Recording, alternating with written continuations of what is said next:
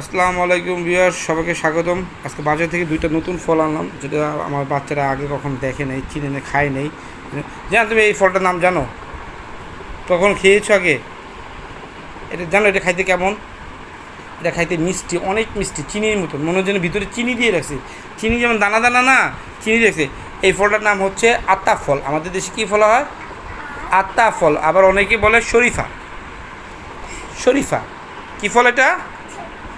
আতা ফল বা শরীফা। আচ্ছা, আরেকটা ফলের সাথে তোমাদের পরিচয়। এই ফলটা কি চিনো? এটাও কিন্তু আমাদের দেশি ফল। এটা হচ্ছে গাব। কি গাব? এটাকে কি বলা হয়? গাব ফল। এটা আমাদের দেশীয়, অনেক সময় বন জঙ্গলে হয়ে যায় গাছগুলি। সেই ফলটার নাম হচ্ছে গাব ফল। এটা অনেক সময় কাঁচা থাকলেও প্রচণ্ড কষ থাকে, প্রচণ্ড কষ কাঁচা যখন থাকে। এটা একটু পাকলে মিঠা হয়, মিষ্টি হয়, অনেক মজার, সুস্বাদু। এই ফল দুটো কিন্তু আমাদের দেশি ফল।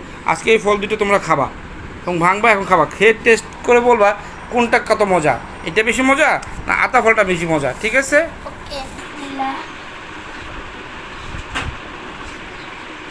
মনে হয় চিনি খাচ্ছ না? চিনির দানার মতন মনে হয়, ভিতরে চিনি চিনি লাগতেছে, চিনি যেমন দানা। বিচিটা খেও না, বিচিটা চুষে বিচিটা ফেলে দিবা। জান চিনির মতন না, আর মনে হচ্ছে ক্রিম, ক্রিমের মতন গ্রাম। কিসের মতন? বাদামের মতন, পাকা আমের মতন। আচ্ছা আচ্ছা, এটাকে বলে আতা ফল।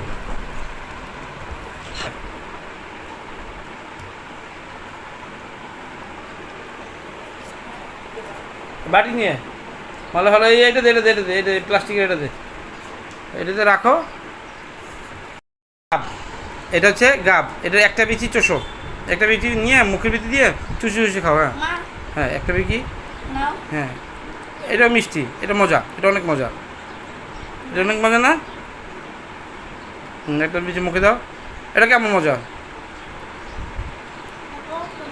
এর রস, এর বিচিটা, এই রস একটু কিছু চুষে চুষে খায়।